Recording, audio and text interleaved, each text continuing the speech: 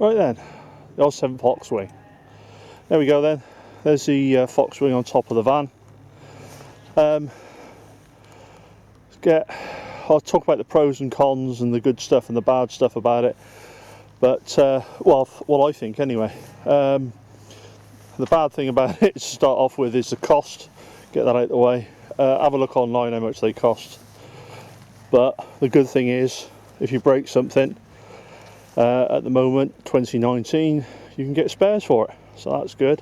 I've noticed they've started updating some of the stuff. The bag on there is fairly waterproof, but if it's been raining, expect to have some water come out of it. So yeah, the lock there, what you see, is because honestly, some people aren't as honest as others, and it just helps. So what I've got around the back there is a little loop that's tightened up in there. If you want it, you can nick it, can't you? But anyway, it is what it is. Right, to get it out then, let's see if I can show you. Yeah, so what we do is undo that, undo that, undo that.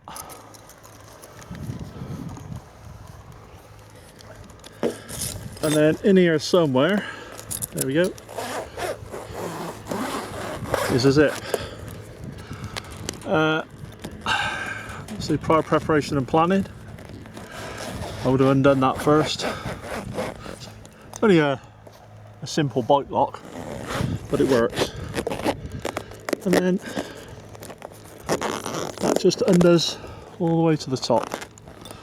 So what I'll do is I'll get that bike lock off. That's not rocket science, that's a key, and then I'll bring you back. So before I start setting it up, what I found easy, everything that I try and do now has got to be easy. I'm not into spending 3 or 4 hours getting everything set up. I'm not into, you know, all that sort of stuff. So it's got to be easy to me, and that's why I like the Foxwing. Or yeah, that's why I like the Foxwing. So first thing to get out, or for me, is the poles. You'll notice that they aren't Oz tent poles. Not a big fan of the Oz tent poles. The cams don't seem to last long.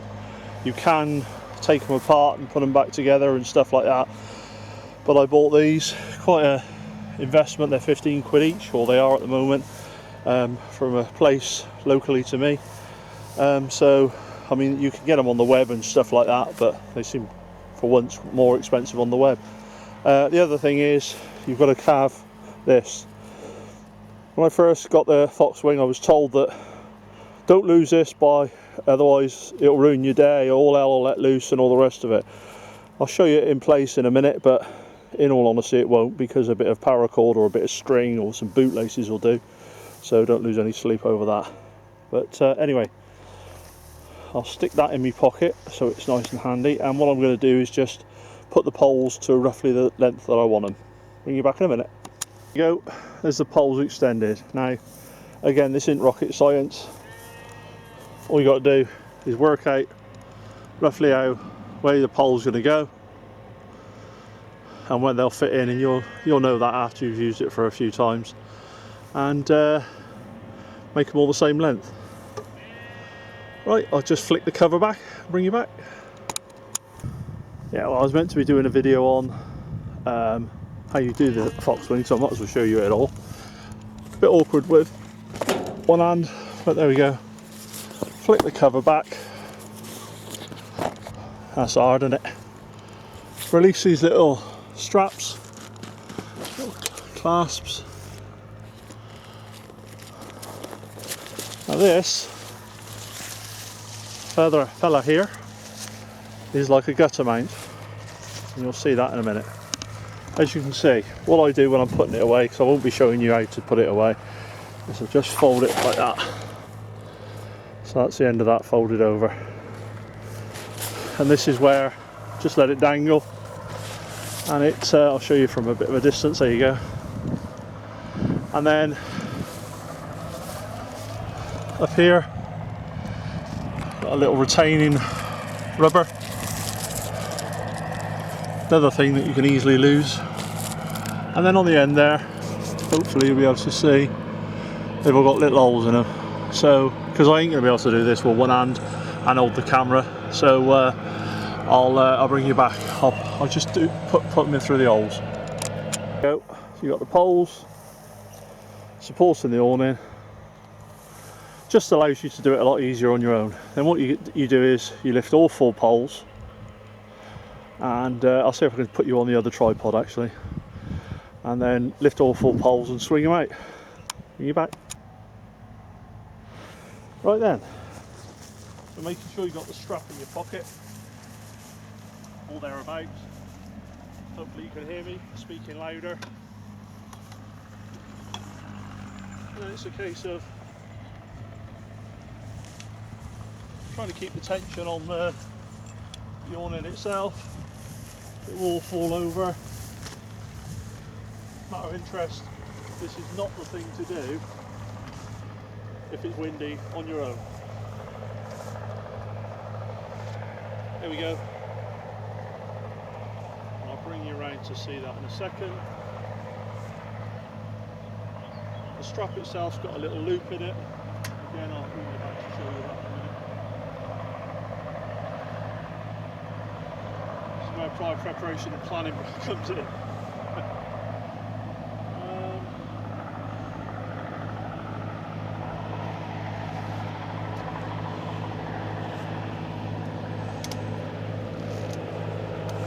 There you go. Sort out the legs and stuff.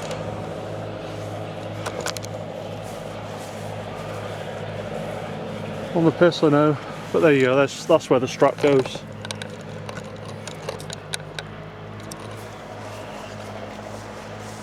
Just got a loop in it here which goes round any solid part. That clips in there. I'll leave that bit on and then clip it in there, pull that tight. Worth tying this up. If you get a bit of wind, it taps on the side of the van.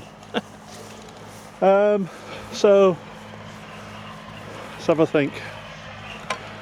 Gives you a massive area, look.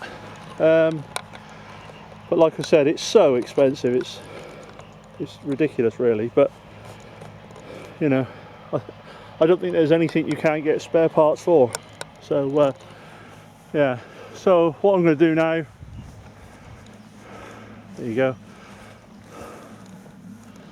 Set you down there so you can see it, and then I'm just going to sort out the legs really.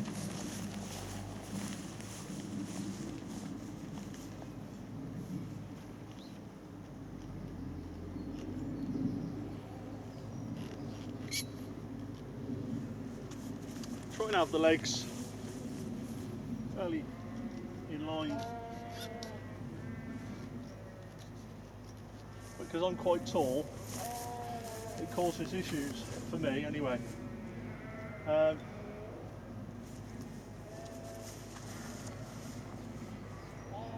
that's probably bring me on to the next bit. Really, get these little retaining straps that keeps everything nice and tight. Really well thought out, you know. But that's reflected in the price. So I'm not going to mention the price again. Everybody says how expensive it is. I'll just bring you around here. So yeah, that's how it looks. As you can see, it obviously gives you the ability to do what you want. There's a strap, all Velcro, and I find the beauty of that is I've now got a dry area to set up, so that's good. So let's just wind you down a minute. There we go. Now the issues are when it was up higher, I had a real problem there. The water used to come in and blow underneath it. It's a bit lower now. I could probably do with it being a bit lower, but it's nice and secure on there. And also I've probably got about 2 inches above my head. And again there, look, I'm sure I could make a little bit for that, but I have gone camping in real inclement weather, so. And yeah, and then this thing, you can see right down to the floor, this thing here. What you do is bring that down to the floor, and the idea is that the rain runs down the inside of that and into the grass. Well, as far as I know. Yeah, so that's that. And what I'm going to do is I'm going to leave you there. There you go, going up in the world. Fantastic new tripod, not. Yeah, so I'll get the walls out now, bring you back. So, the walls. They're not a necessity, but I think they are in the UK, if I'm honest. They come in these bags, come with all the bits you need, if I'm honest, pegs and stuff like that, but and guy ropes. But what I'll do is I'll put one up, and I'll put this one up because it's easy for filming, and I'll show you how it is. Cheers. Right then, so there's one wall up,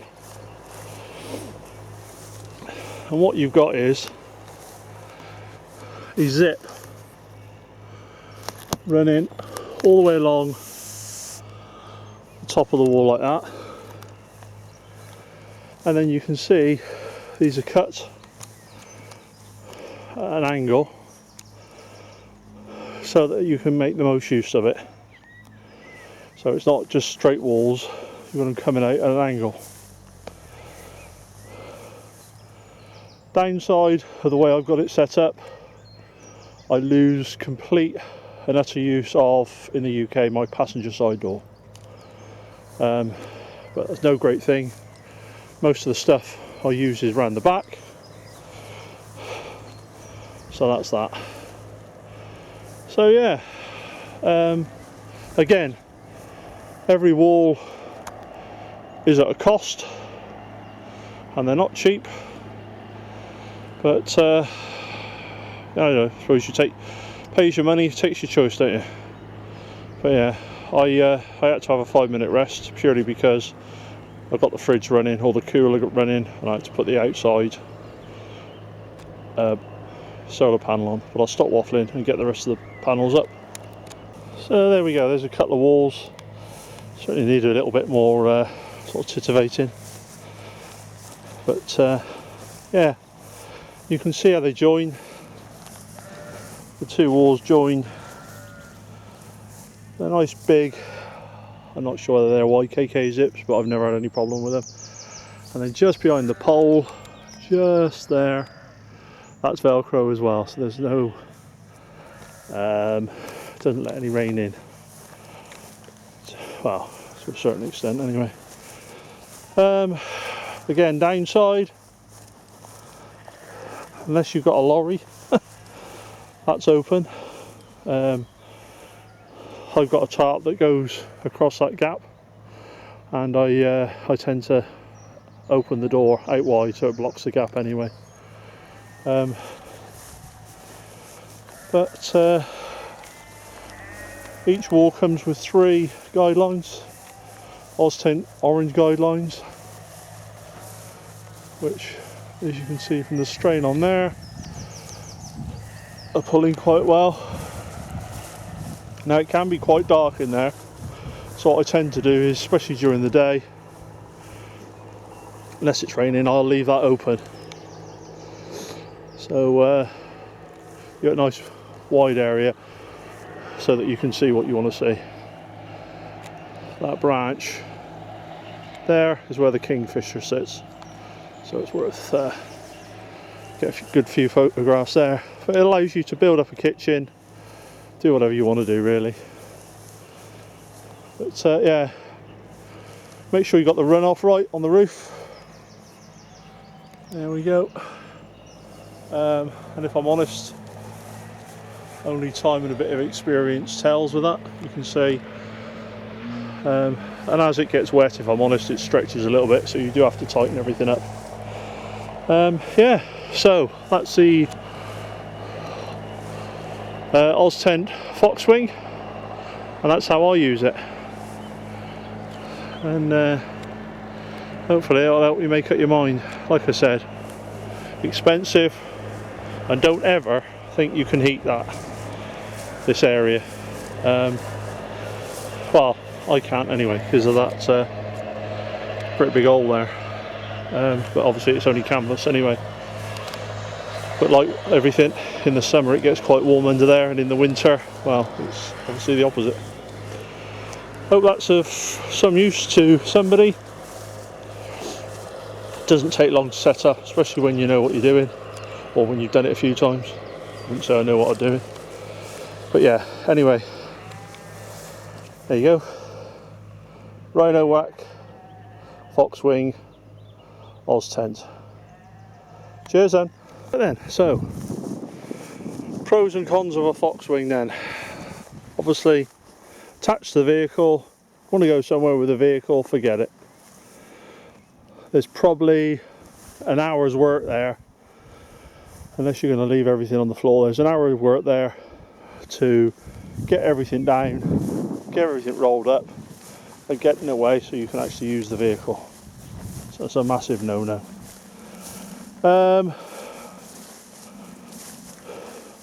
Waterproof, the material's waterproof.